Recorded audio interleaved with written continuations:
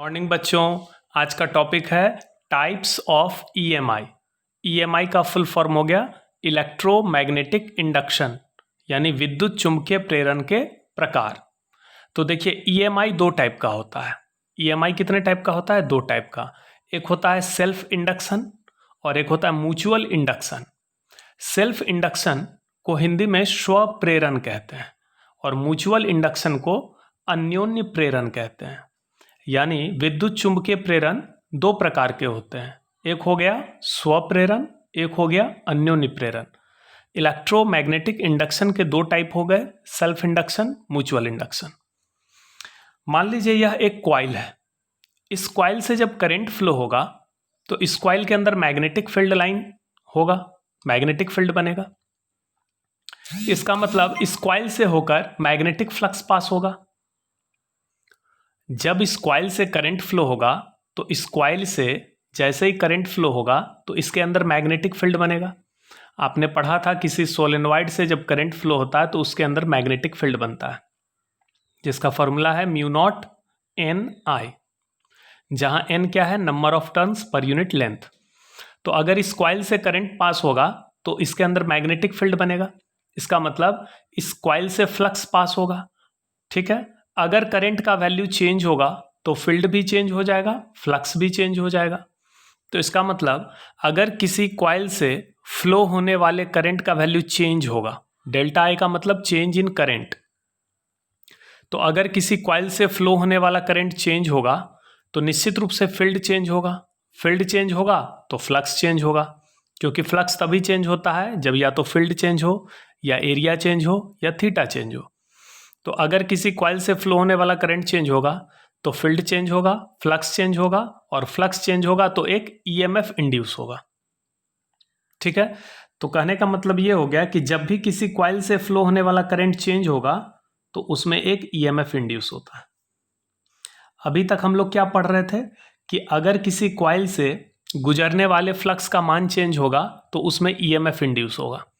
लेकिन अब पढ़िए कि अगर किसी कॉइल से फ्लो होने वाला करंट चेंज होगा तो उसमें ईएमएफ इंड्यूस होगा। तो अब देखिए, अगर किसी कॉइल से फ्लो होने वाला करंट चेंज होगा तो उसी कॉइल में ईएमएफ इंड्यूस होगा। इस घटना को सेल्फ इंडक्शन कहते हैं। अगर किसी कॉइल में करंट चेंज हो और उसी कॉइल में ईएमएफ इंड्यूस हो तो इस घटना को सेल्फ इंडक्शन कहते हैं। लेकिन अगर किसी कॉइल में करंट चेंज हो और बगल में रखे किसी दूसरे कॉइल में ईएमएफ इंड्यूस हो तो इस घटना को म्यूचुअल इंडक्शन कहते हैं। फिर से सुनिए, सेल्फ इंडक्शन हो गया अगर किसी कॉइल में करंट चेंज हो और उसी कॉइल में ईएमएफ इंड्यूस हो तो यह घटना सेल्फ इंडक्शन है। लेकिन अगर किसी कॉइल में करंट चेंज हो और उसके बगल में रखे किसी दूसरे कॉइल में ईएमएफ इंड्यूस हो तो इस घटना को म्यूचुअल इंडक्शन कहते हैं। आइए समझते हैं दोनों को।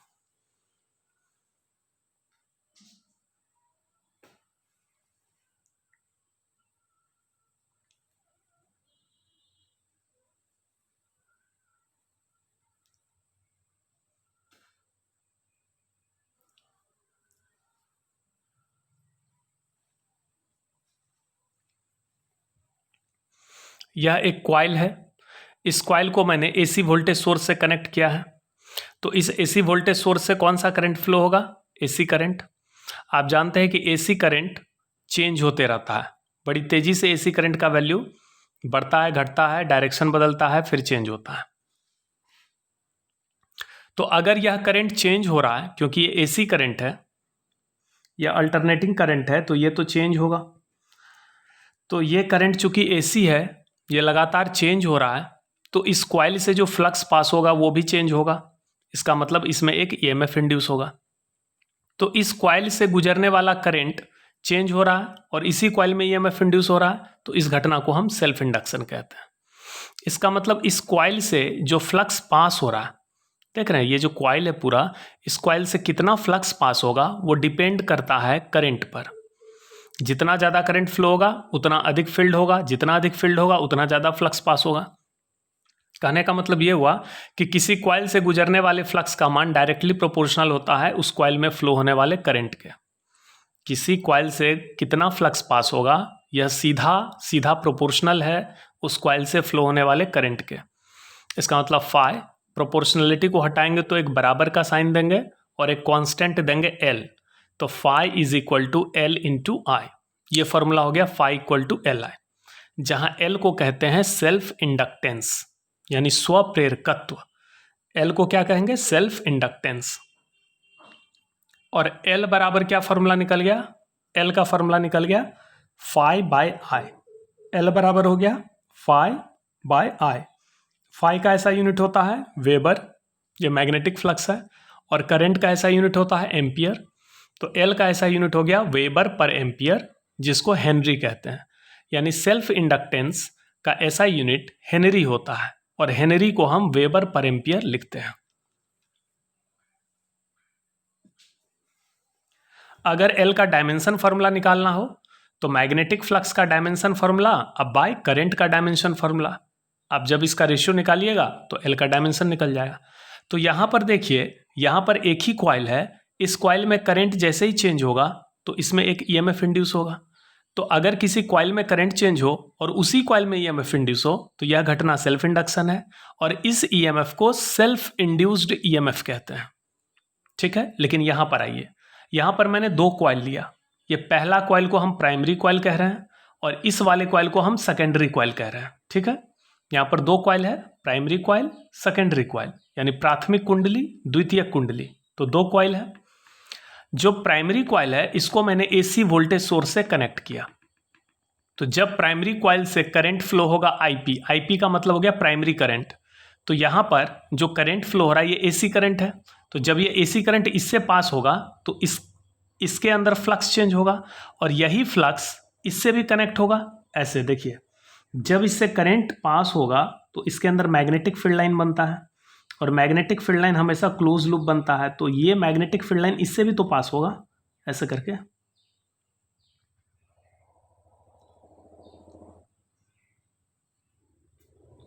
इसका मतलब जो भी फ्लक्स प्राइमरी कॉइल से गुजर रहा है वो फ्लक्स सेकेंडरी कॉइल से भी पास होगा, क्योंकि magnetic field line close loop बनता है।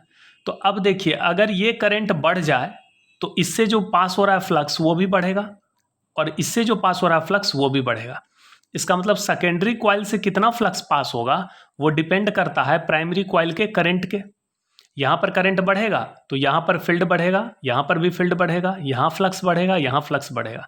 यहाँ पर करंट घटेगा, यहाँ भी फील्ड घटेगा, फ्लक्स घटेगा, फील्ड घटेगा, फ्लक्स घटेगा।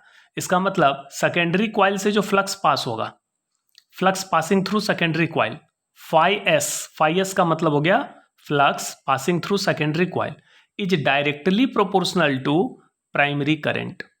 प्राइमरी कॉइल में कितना करंट है उसके डायरेक्टली प्रोपोर्शनल है सेकेंडरी कॉइल से गुजरने वाले फ्लक्स का मान। तो phi s, प्रोपोर्शनलिटी को हटाएंगे, बराबर एक कांस्टेंट देंगे MIP, जहां M को कहते हैं म्यूचुअल इंडक्टेंस। तो इंडक्टेंस दो टाइप का हो गया, एक हो गया सेल्फ इंडक्टेंस, एक हो गया म्यूचुअल इंडक्टेंस।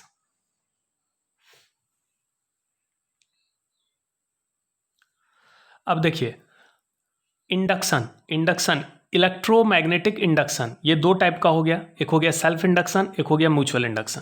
अगर किसी कॉइल से फ्लो होने वाला करंट चेंज हो और उसी कॉइल में EMF इंड्यूस हो तो यह घटना सेल्फ इंडक्शन है, और जो EMF इंड्यूस होता है उसको सेल्फ इंड्यूस्ड EMF कहते हैं। लेकिन अगर एक कॉइल में करंट चेंज हो और उसके बगल वाले रखे दूसरे कॉइल में EMF इंड्यूस हो तो इसको म्यूचुअल इंडक्शन कहते हैं, और इस EMF को जो सेकेंडरी कॉइल में इंड्यूस होता है उसको म्यूचुअली इंड्यूस्ड EMF कहते हैं। ठीक है, तो सेल्फ इंड्यूस्ड EMF का क्या फॉर्मूला होगा? तो EMF का फॉर्मूला होता है rate of flux change. EMF का फॉर्मूला क्या होता है? d∅ by dt। लेकिन जो phi का वैल्यू है वो L इंटू आई के बराबर है, तो यहां पर Li डालेंगे। अब L क्या है? कांस्टेंट, तो L को हम बाहर कर लेंगे, तो di बाई dt। तो सेल्फ इंड्यूस्ड EMF का फॉर्मूला होता है L into di by dt। di by dt का मतलब हो गया रेट ऑफ करंट चेंज, यानी इस कॉइल में करंट जो चेंज हो रहा है वो किस रेट से चेंज हो रहा है, इस पर डिपेंड करता है इस EMF का वैल्यू। तो सेल्फ इंड्यूस्ड EMF का फॉर्मूला हो गया L into di by dt। ये कहाँ से निकला? तो EMF का फॉर्मूला होता है d∅ बाई dt, phi का फॉर्मूला होता है Li, जहाँ L क्या है? कांस्टेंट, जो प्रत्येक कॉइल के लिए कांस्टेंट रहता है। L का मान किसी भी कॉइल के ज्योमेट्री यानी बनावट और उसके मीडियम पर निर्भर करता है। जैसे यह एक कॉइल है, मान लो यह एक कॉइल है और इसका सेल्फ इंडक्टेंस है 5 हेनरी, तो ये फिक्स रहेगा। अगर इस कॉइल का सेल्फ इंडक्टेंस 5 हेनरी है तो ये 5 ही हेनरी रहेगा, चाहे इससे कितना भी करंट फ्लो करवा लो। एल का वैल्यू ना तो फाई पे डिपेंड करता है और ना ही आई पे डिपेंड करता है। एल का मान किस पे डिपेंड नहीं करता है, ना तो किसी भी कॉइल का जो सेल्फ इंडक्टेंस होता है, जैसे कैपेसिटर का कैपेसिटी फिक्स होता है, याद करिए इलेक्ट्रोस्टैटिक्स में आपने पढ़ा था, किसी कैपेसिटर का कैपेसिटी बिल्कुल फिक्स होता है। कोई मतलब नहीं है कि प्लेट पर कितना चार्ज है या क्या पोटेंशियल डिफरेंस है। कैपेसिटर का जो कैपेसिटी होता है वो प्लेट के बनावट यानी ज्योमेट्री और मीडियम पे निर्भर करता है। वैसे ही किसी इंडक्टर का, इसको हम इंडक्टर भी कहते हैं, ये जो कॉइल है इसको हम क्या कहते हैं, इंडक्टर। किसी इंडक्टर का जो इंडक्टेंस होता है, ये जो इंडक्टेंस है, सेल्फ इंडक्टेंस को हम लोग शॉर्ट में इंडक्टेंस भी बोलते हैं। तो किसी भी इंडक्टर का यानी किसी भी कॉइल का जो इंडक्टेंस होता है वो फिक्स होता है। एल का वैल्यू ना तो फाई पे डिपेंड करता ना आई पे, इससे कितना करंट फ्लो होगा। अगर करंट बढ़ जाए तो एल का वैल्यू बढ़ेगा नहीं, फिक्स रहेगा, क्योंकि एल का मान कॉइल के ज्योमेट्री पे और मीडियम पे डिपेंड करता है, यानी नंबर ऑफ टर्न पे डिपेंड करेगा। बनावट यानी ज्योमेट्री को बनावट कहते हैं, इसका मतलब इस कॉइल में कितना टर्न है उस पर डिपेंड करेगा एल का वैल्यू। इस टर्न का रेडियस क्या है उस पर डिपेंड करेगा एल का वैल्यू। अगर टर्न की संख्या बढ़ जाए तो एल का मान बढ़ जाएगा, टर्न की संख्या घट जाए तो एल का मान घटेगा, यानी एल का मान कंप्लीटली ज्योमेट्री और मीडियम पे डिपेंड करता है।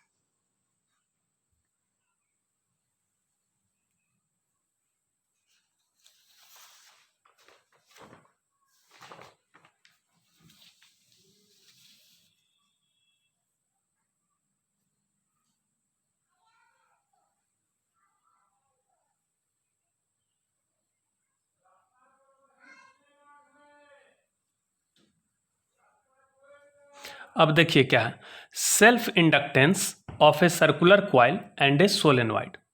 एक सर्कुलर कॉइल है और एक सोलेनॉइड है, इसका सेल्फ इंडक्टेंस कैसे निकालेंगे।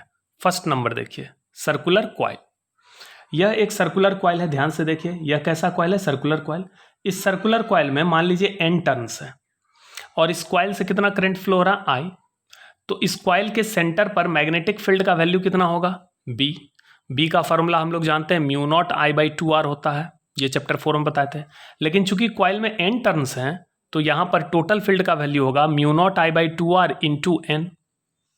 फिर से समझिए, एक सर्कुलर कॉइल है, इसमें I एम्पियर का करंट फ्लो हो रहा है, तो इस कॉइल के सेंटर पर फील्ड का ये फॉर्मूला होता है।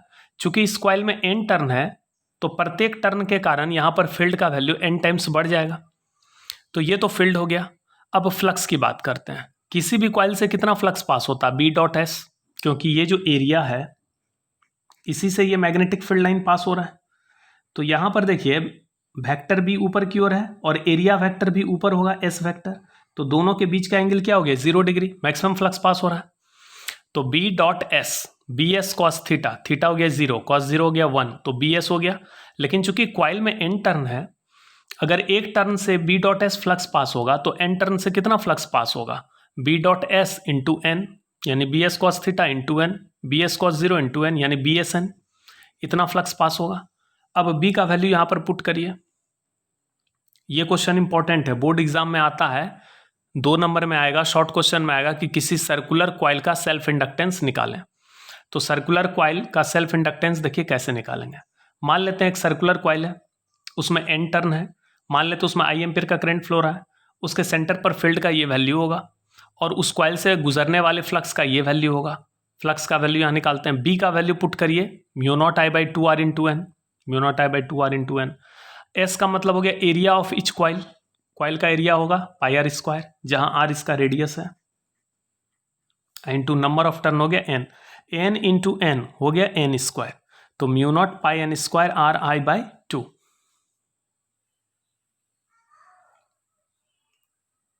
अब देखिए इस I को उठा के अगर हम नीचे कर दें तो φ/I को क्या कहेंगे, L, क्योंकि L का फॉर्मूला होता है, सेल्फ इंडक्टेंस का फॉर्मूला होता है φ/I, L equal to φ/I। तो इस I को उठा के नीचे डालेंगे तो L इक्वल टू φ/I, इसका वैल्यू हो गया ½ म्यू नॉट πn² R। तो किसी भी कॉइल का जो सेल्फ इंडक्टेंस होता है वो कॉइल के ज्योमेट्री पे डिपेंड करेगा, यानी नंबर ऑफ टर्न और रेडियस पे, साथ ही साथ मीडियम पे डिपेंड करेगा। ठीक है, वह करंट या फ्लक्स पे डिपेंड नहीं करता है। तो ये फॉर्मूला निकल गया self inductance of a circular coil.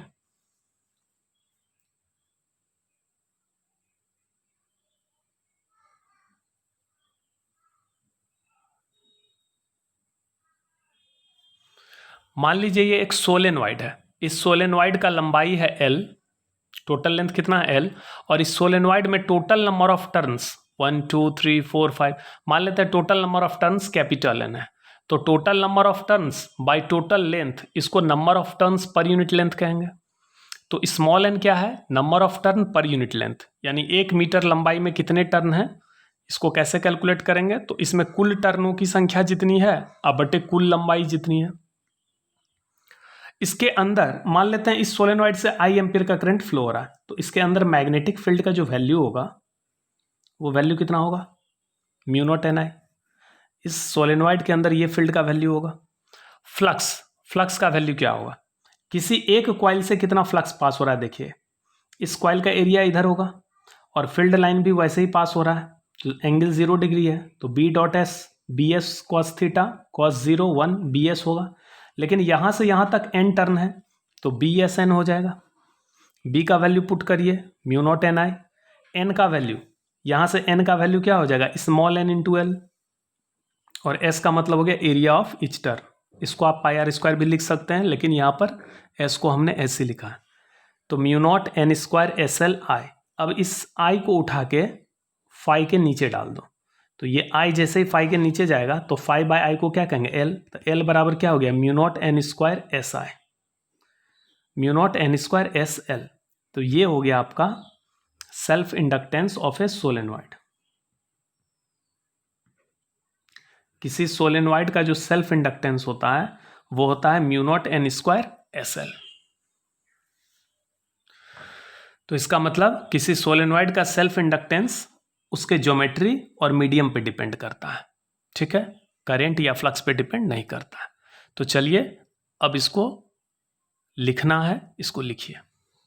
और एक चीज और जान लीजिए कि अगर किसी कॉइल से आई एम्पीयर का करंट फ्लो होगा, अगर किसी कॉइल से आई एम्पीयर का करंट फ्लो होगा तो उसके अंदर मैग्नेटिक फील्ड बनेगा, और उस मैग्नेटिक फील्ड में एक एनर्जी स्टोर्ड होगा, क्योंकि जैसे इलेक्ट्रिक फील्ड में इलेक्ट्रिकल एनर्जी स्टोर्ड रहता है, वैसे ही मैग्नेटिक फील्ड में मैग्नेटिक एनर्जी स्टोर्ड होता है।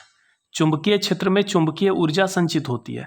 तो इस कॉइल से जब आई एम्पीयर का करंट फ्लो होगा तो इसके अंदर कितना मैग्नेटिक एनर्जी स्टोर्ड होगा? उसका फॉर्मूला है U equal to half L I square. किसी भी कॉइल, अगर मान लीजिए एक कॉइल है, जैसे एक कैपेसिटर है, उसकी कैपेसिटी C है, तो इसके अंदर कितना एनर्जी स्टोर्ड होगा? हाफ सी वी स्क्वायर, जहां भी पोटेंशियल डिफरेंस है। उसी तरह से एक इंडक्टर है, उस इंडक्टर का इंडक्टेंस L है, जैसे कैपेसिटर का कैपेसिटेंस C होता है, वैसे मान लो इस इंडक्टर का इंडक्टेंस L है और उससे I एम्पीयर का करंट फ्लो हो रहा है, तो उसमें कितना मैग्नेटिक एनर्जी स्टोर्ड होगा? Half L I square. अगर किसी कॉइल से फ्लो होने वाले करंट का वैल्यू डबल करेंगे तो 2 का स्क्वायर यानी 4 गुना मैग्नेटिक एनर्जी बढ़ेगा। ये सब क्वेश्चन ऑब्जेक्टिव में पूछ सकता है कि अगर किसी कॉइल से फ्लो होने वाले करंट का वैल्यू 2 गुना बढ़ जाए तो उस कॉइल के अंदर जो मैग्नेटिक एनर्जी है उसका वैल्यू कितना टाइम्स बढ़ेगा? तो चूंकि मैग्नेटिक एनर्जी का formula half L I square, तो मैग्नेटिक एनर्जी आई स्क्वायर के प्रोपोर्शनल है, तो करंट डबल होगा तो 2 का स्क्वायर 4 गुना बढ़ेगा एनर्जी।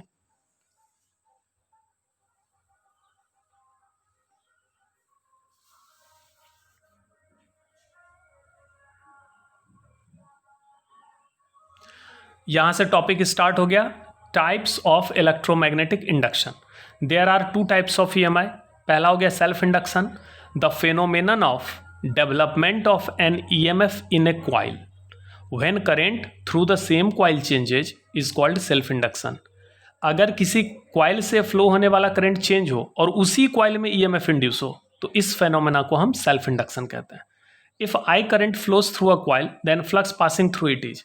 अगर किसी क्वाइल से आई एम्पीयर का करंट पास हो रहा है, मान लो यह एक क्वाइल है, इस क्वाइल से आई एम्पीयर का करंट पास हो रहा है, तो इससे जो फ्लक्स पास होगा वो डायरेक्टली प्रोपोर्शनल होगा करंट के, क्योंकि करंट बढ़ेगा फील्ड बढ़ेगा फ्लक्स बढ़ेगा, करंट घटेगा फील्ड घटेगा फ्लक्स घटेगा। तो phi proportional I, phi equal to L I. where L is a constant called self-inductance. Its SI unit is Weber per ampere called Henry. Second number है mutual induction. The phenomenon of development of an EMF in a coil when current through the neighboring coil changes is called mutual induction. किसी coil में EMF develop होने का घटना जब उसके बगल में रखे किसी दूसरे कॉइल में आपका करंट चेंज हो. मान लीजिए किसी कॉइल में करंट चेंज हो रहा है और उसके बगल में रखे दूसरे कॉइल में EMF इंड्यूस हो रहा है, तो इस घटना को हम म्यूचुअल इंडक्शन कहते हैं.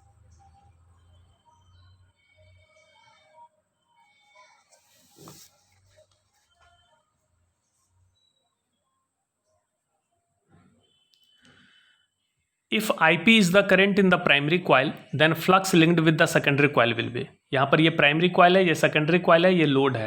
यहाँ पर चूंकि ये AC करंट है तो ये करंट तो चेंज होगा. यहाँ करंट चेंज होगा तो यहाँ पर फ्लक्स चेंज होगा. इसमें एक वोल्टेज आएगा, उसके कारण इसमें एक करंट फ्लो होगा. देखिए ये दोनों डायरेक्ट कॉन्टैक्ट में नहीं है, लेकिन फिर भी इसमें करंट फ्लो होगा. यहाँ अगर एक बल्ब लगा दो तो ये बल्ब जल उठेगा. क्यों? क्योंकि यहाँ पर करंट चेंज हो रहा है तो इसमें फ्लक्स चेंज होगा, इसमें फ्लक्स चेंज होगा तो इसमें EMF इंड्यूस होगा. तो अगर किसी एक कॉइल में करंट चेंज हो और दूसरे कॉइल में EMF इंड्यूस हो यानी वोल्टेज इंड्यूस हो, तो इस घटना को हम म्यूचुअल इंडक्शन कहते हैं. Flux passing through secondary coil is directly proportional to current flowing in the primary coil. तो phi s equal to MIP, where M is a constant called mutual inductance. Its SI unit is Weber per ampere called Henry.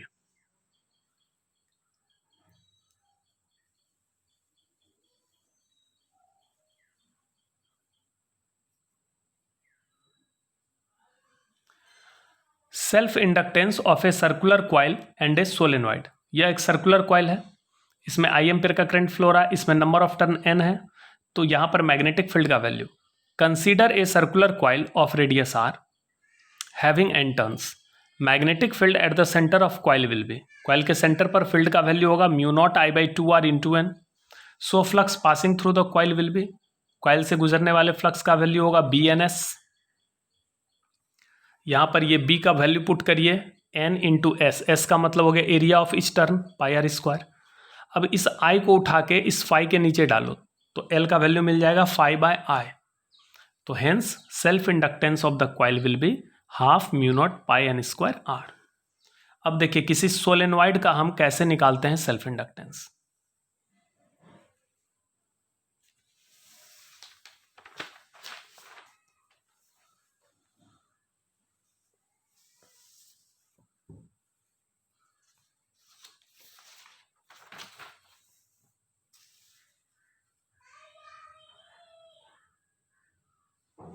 ये एक solenoid है, इसका total length L है, total number of turns N है, capital N. तो small n क्या हो जाएगा? स्मॉल n हो जाएगा कैपिटल N बाई L. इसको कहते हैं number of turns per unit length. Magnetic field inside the solenoid. पहले फील्ड का वैल्यू निकाल लो, फिर फ्लक्स निकाल लो. फ्लक्स जैसे ही निकल जाएगा तो वहां से I निकल जाएगा. तो फ्लक्स निकल गया म्यू नॉट N² SLI. अब इस I को उठा के फाई के नीचे डाल दो, L निकल जाएगा. Hence self inductance of the solenoid will be L equal to phi/I mu naught N² SL. अब एक नोट पॉइंट आपको लिखना है.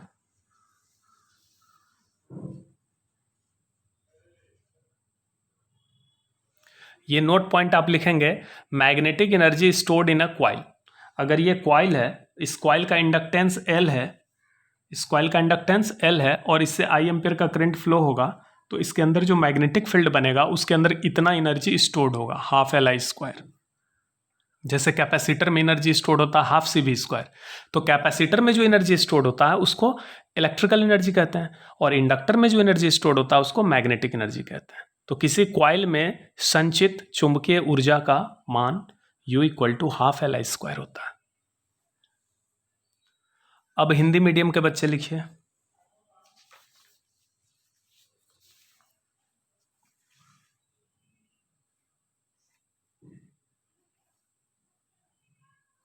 हेडिंग डालिए विद्युत चुंबकीय प्रेरण के प्रकार.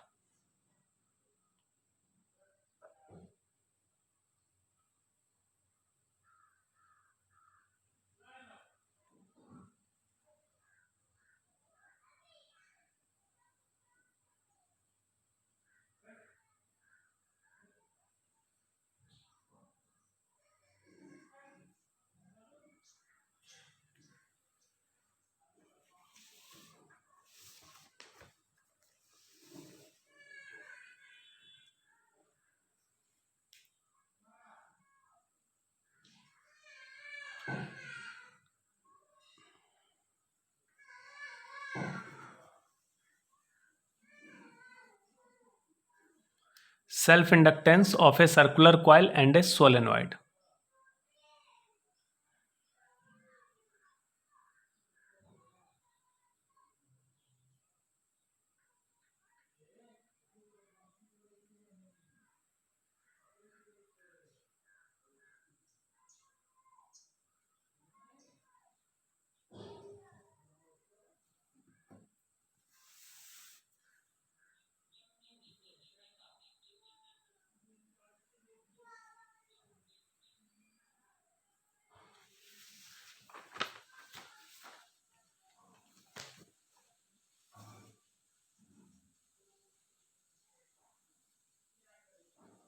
Self inductance of A solenoid.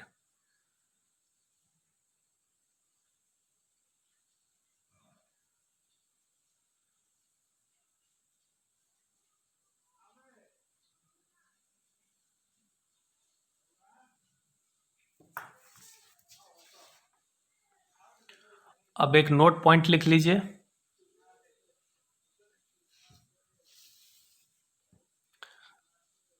ये नोट पॉइंट लास्ट में लिख लीजिएगा। किसी कॉइल में संचित चुंबकीय ऊर्जा का मान U बराबर हाफ एल स्क्वायर होता है। तो चलिए, ये EMI एंड AC, इस चैप्टर का EMI वाला पार्ट खत्म हो गया। कल से आपका अल्टरनेटिंग करंट स्टार्ट होगा। Thank you.